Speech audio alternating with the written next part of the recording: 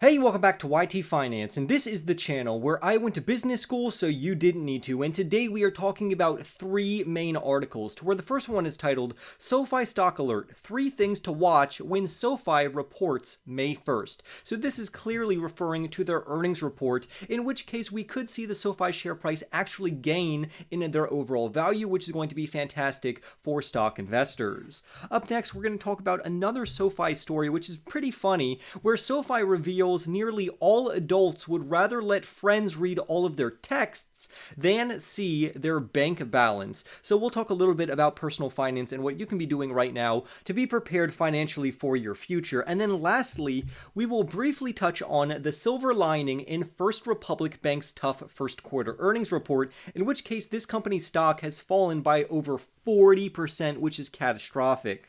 So if you want more news updates on SoFi Technologies and the latest news on the stock market, remember to go and annihilate that like button right now, comment your thoughts down below, subscribe if you are new, and without further ado, let's jump right into today's stories.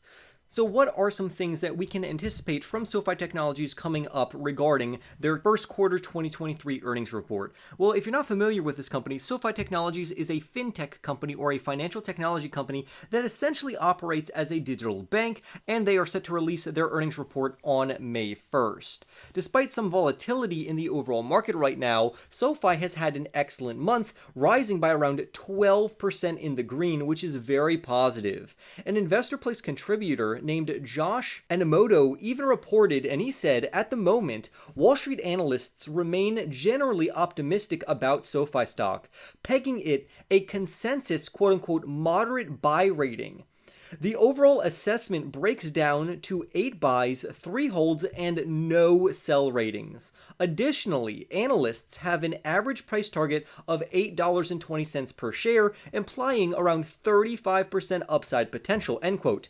This means that professionals are saying that this company could be looked at as undervalued right now according to their future share price, which communicates to us as investors that potentially over the next 12 months, this company could add 35% growth to our SoFi stock investment, but you always need to make sure to do your own research and don't always trust what analysts say, because these should be used as more of a guide and not actually what the stock will be worth, because no one can actually predict the future of this stock's price, or any other stock in general. However, it is normal for a stock to increase in their overall share price in anticipation for an earnings report, especially if investors believe this will be a positive earnings report, which I also think this will be positive, meaning that even after the earnings report, we might see a minor pullback, but overall it seems that SoFi is on a fantastic growth trajectory. This is known as a pre-anticipatory run, where the company's share price appreciates in value right before a catalyst in anticipation for good news. After the good news comes out, we can see either an initial surge and then a slight pullback, or a slight pullback before a post-event surge, and either way, in SoFi's case, it looks like both of these would be very positive and achievable.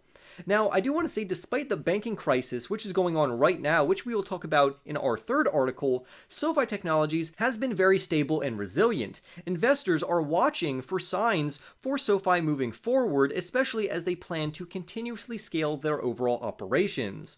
SoFi Technologies has identified multiple key emergent opportunities in the overall stock market to where this company should demonstrate steady growth in the future. And with their upcoming Q1 earnings report, the company will get to show us just what they are working with, and they will also give us some information about where the future share price could be headed, because if their financials are good, their share price will follow that upward positive trend. In the upcoming earnings report, I'm very excited to hear what management is going to say about this company and about their future projections. If these are positive, clearly the company will continuously increase in their overall share price, but if management decides to pull back a little bit due to the volatility in the overall banking space, this could act as a negative catalyst for SoFi Technologies, which could lower the share price, but overall, I do believe it's going to be rather positive. Up next, I do want to make you aware of this really funny research from SoFi Technologies, to where when they interviewed multiple people, half of adults don't ever discuss finances with their friends and family. And in a way, this could be good in a sense, because the majority of people, in my experience, have no idea what they're doing. They just have hunches or things they believe will happen without actually having any prior education in this area. So that's why I would always advocate for you to have your own financial coach or a financial advisor specifically, which will benefit you throughout the long term. According to this survey, 87% of people would rather prefer their friends read through their text messages rather than look at their bank statements. A SoFi CFP named Brian Walsh even commented by saying, "The relationship between people and their finances is often a complicated one, and too often I see people making issues worse or adding stress by not discussing their finances, whether with a friend, family, or a professional like me." He goes on to say, "My whole career has been based on encouraging people to be proactive about managing and talking about their money, and why I have spent the last 5 years working one-on-one with SoFi members to empower them to achieve their financial goals. There is no need for social media, lack of financial education or discussion about money to hamper anyone's path to financial independence," end quote. And I agree with him. You most certainly should talk about finances with people you trust or people who are also wealthy themselves, especially if you want to talk to a professional or a financial coach or someone who is educated in this matter, such as myself. The best thing that the majority of people need to do would be to open an IRA account and max out the yearly contribution, or at least get as close to that as possible, which is right now around $6,500, by investing into mutual funds, index funds, and ETFs, and a couple of my favorite are SCHD, QQQM, and VTI. Just investing into those three equally, 33.3333% in each of those, which should make up your entire IRA core portfolio, that will benefit you greatly your entire life as long as you never sell them regardless of what the market is doing. Continuously buying into those will benefit you and be a great starting point for any investor. I personally also own all of those ETFs in my personal IRA. What's also intriguing is that SoFi showed that the younger generation is more open to speaking about finances and talking about finances with friends and family. And I 100% agree with that, and I like that. A lot of these people are actually going to social media to get financial education, to where Facebook made up 39% of this, TikTok made up 23%, Instagram 18%, Reddit 13%, and Twitter 7%. However, where the heck is YouTube? YouTube has a giant financial platform, and even though not all of the content creators in the finance space agree with one another, they do all have general success in this overall space. I am one of the few ones that actually have an education that backs what I say and why I say it, instead of just generating what they think is best. Also, I want to point out that nearly 1/3 of people surveyed have overdrafted their bank accounts 3 to 5 times in a year, and that is absolutely catastrophic. There is a certain point in your life where you may not have the funds to actually invest, and in that time, you should focus on paying off debt or even saving to build an emergency fund. After you've done those things, then investing would be one of your best options. But until then, if you can't afford to invest and you're overdrafting your overall accounts, please focus on paying off debts and building up an emergency fund. Many people are seeking financial education, which I think is great. However, 2/3 of consumers really feel stressed about their finances. So if you do something as simple as investing into an IRA with the 3 ETFs that I mentioned previously, this would be a great accomplishment. Brian Walsh from SoFi also goes on to say, "I've seen people find themselves in a loop of stressing about money and leading to further financial issues because they aren't facing their money situation head on. Being proactive about your finances, no matter your income level, is crucial to achieving your goals.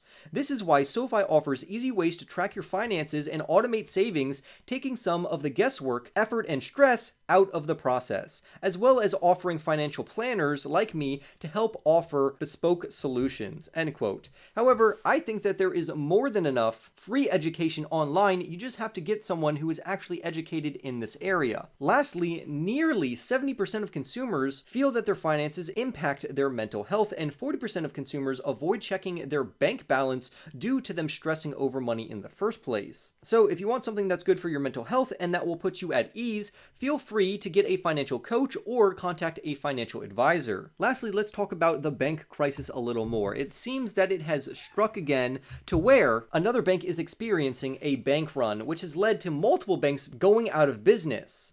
And that is why we are talking about First Republic Bank's tough first quarter earnings report. Because not only did they have a volatile earnings report, but they also saw over $70 billion worth of deposit outflows, which is catastrophic, meaning that this institution has suffered from a bank run, causing the stock to absolutely crash. A bank run essentially is when consumers go to the bank and ask for all of their money out, and the bank doesn't have enough money on hand to give these people back their money, meaning that the bank will have to borrow money to give their consumers back money that they have stored elsewhere. So essentially, this is very bad news, and some people may be thinking that it's good to invest into this company right now because the shares are so cheap. However, that probably wouldn't be the best solution in this particular regard because it doesn't look like this company is set to bounce back, and I'll tell you why in just a moment. Although I will say that the earnings report itself, which we won't get into, was really not that bad, and it actually beat expectations when it was reported that the deposits were worse than anticipated and that the outflow was worth billions of dollars.